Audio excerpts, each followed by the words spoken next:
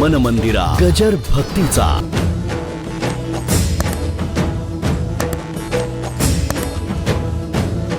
पेढा आणि पेढ्याचा वास हे जर दोन नाहीत तर खालचा पेढा काय वरचा पेढा काय.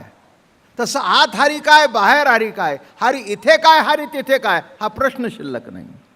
ना तरी आनंदाचा ठाव तो आपलाची की अनुभव आता यावनी काय देवाण आहे.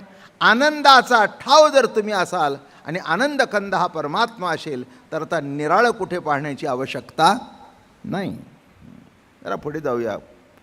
भलते तिने देवे भलते भक्त व्हावे बैसला एतराणी अकर्मुहा. महाराज म्हणाले आता सर्व ठिकाणी तोच भरलेला आहे. कसा आहे, माणसं म्हणतात की आता काही कर्म करावं लागतं, केल्याशिवाय जमत नाही.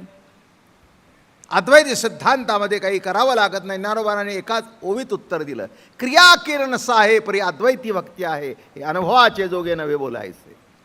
क्रिया किरण आहे म्हणजे यत्किंचित सुद्धा, यत्किंचित सुद्धा क्रिया किरण आहे. परी ज्या ठिकाणी यत्किंचित सुद्धा क्रिया नाही, परिच्छिन्न क्रिया नाही. एक लक्षात ठेवा. आता हा हात माझा हलतोय बरं का, काय काही मला निराळी क्रिया करावी लागते का, नाही करावी लागत. हलणं बोलण्यासारखे हात होणं ही सहज अवस्था आहे. हाताला काही मी शिकवलं नाही की असं बोललं की असं हो, नाही. पण सहज या ज्ञानभक्ती सहज, सहज बघणं सहज, ऐकणं सहज, बोलणं सहज. बघा ना, सगळं सहज आहे. तुमचा श्वास सहज चाललाय म्हणून खटपट करायची गरज नाही. आणि अजून सांगू का, सहज चाललाय म्हणून चाललाय हे सुद्धा लक्षात येत नाही.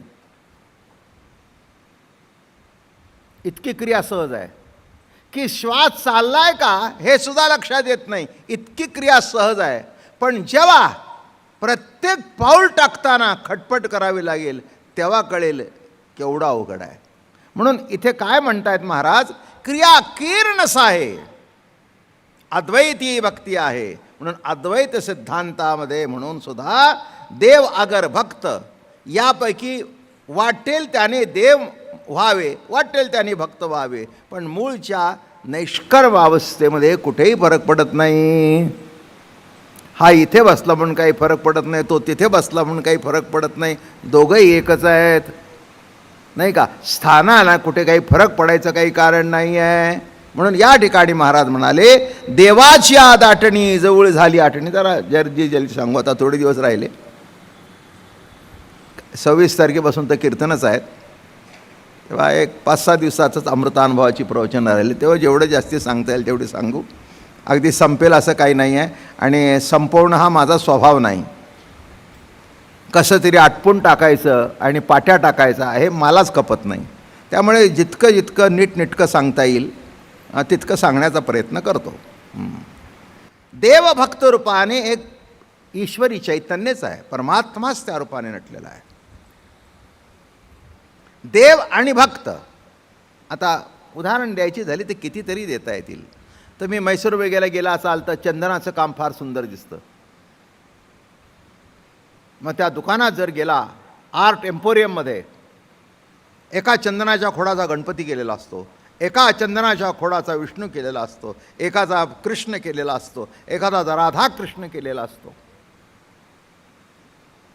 देवभक्ताची एकरूपता दाखवत असताना सर्वसामान्य माणसाची एक समजूतच होऊन बसलेली आहे. जसं एखादी गोष्ट खटपट करून मिळवावी लागते आणि मिळवण्याकरता प्रयत्न करावा लागतो, तसं देवसुद्धा मिळवण्याची वस्तू आहे असा एक गैरसमज आहे. अमकं एक करा म्हणजे देव मिळेल, अमकं व्रत करा म्हणजे देव मिळेल. जप करून मिळणार नाही, तप करून मिळणार नाही. मग कसा मिळणार? आम्हा असे सोपे गीती गाता, न करिता ध्यान, न करिता धारणा, विठ्ठल कीर्तना माझी उभा. न करिता ध्यान न करिता धारणा. त्याच्याकरता निराळी काहीतरी वस्तू जशी मिळवण्याकरता बाजारात जावं लागतं, तसं परमात्म्याच्या प्राप्तव्याकरता, किंवा प्राप्तव्य शब्दसुद्धा अपुराच आहे, परमात्म्याच्या प्रतीतीकरता निराळं काही करायची आवश्यकता आहे असं नव्हे. आणि म्हणून या ठिकाणी काल जी आपली ओवी चालली होती, झाला स्वेच्छे विधी स्वैर झाली समाधी, दशे ये मोक्ष रिद्धी बैसो घापे. मराठी भाषेमध्ये स्वैर शब्द मोठा गमतीचा आहे. त्यांचं वागणं स्वैर आहे, म्हणजे बेच्छूट आहे. ज्याला खरं नाही, ज्याला खोटं नाही, ज्याला पाप नाही, ज्याला पुण्य नाही, असं जे वागणं ते स्वैर. तसं या ठिकाणी शब्द काय वापरला ज्ञानोबारायांनी, झाली स्वेच्छा विधी स्वैर झाली समाधी.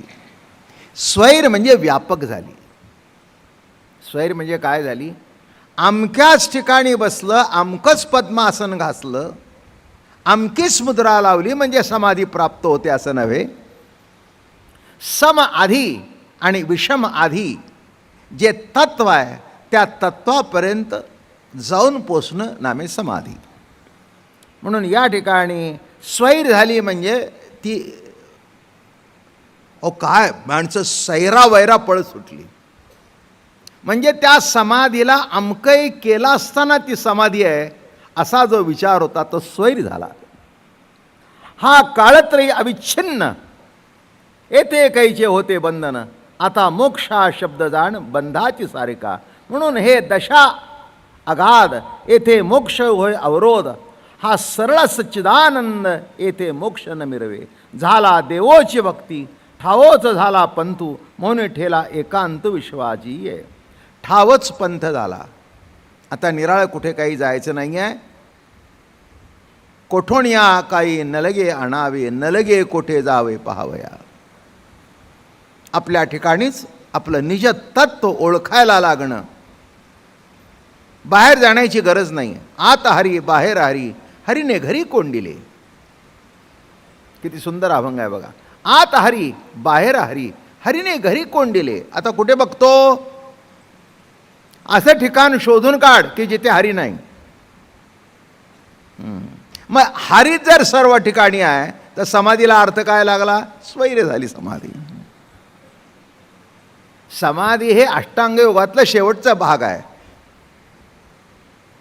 नाही का. ध्यान धारणा आसन मुद्रा अष्टांग समाधी शेवटची अवस्था आहे. स्वैर झाली सर्व ठिकाणी जर तो भरलेला आहे, ही प्रतीती जर ठासून तुमच्यात भरली तर आता समाधी कशा करता.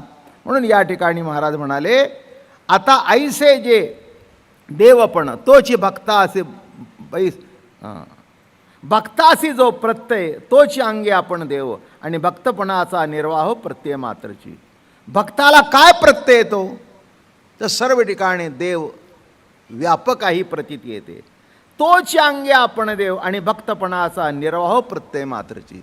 भक्तपणाचा निर्वाह सुद्धा प्रत्यय मात्र परमात्मा आहे.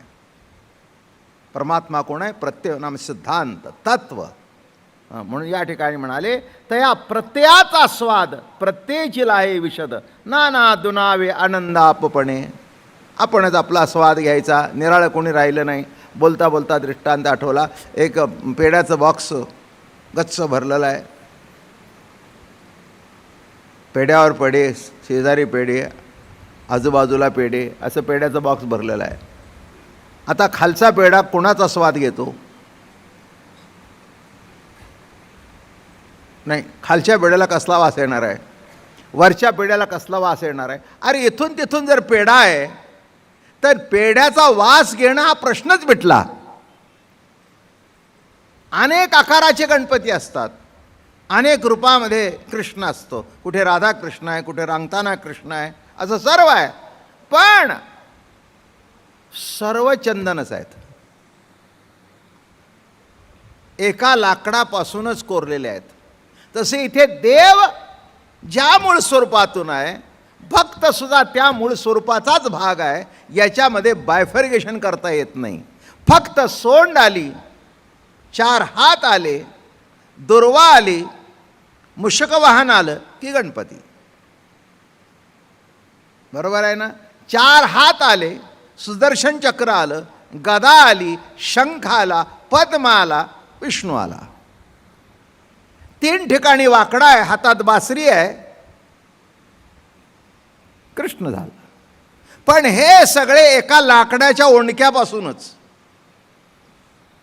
एक जो लाकडाचा ओंडका काढला, मग ज्या ज्या साईजच्या मूर्ती करायच्या ठरवलं, 6 इंचाची करायची, मग सगळे तुकडे त्याच एवढे एवढे केले.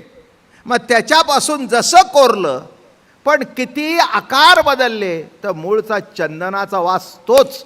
असा नाही की विष्णूचा वास घेताना निराळा आला आणि गणपतीचा घेताना दुर्वांचा आला. नाही, चंदनाचाच. माझं बोलणं कळलं का? चंदनाचाच.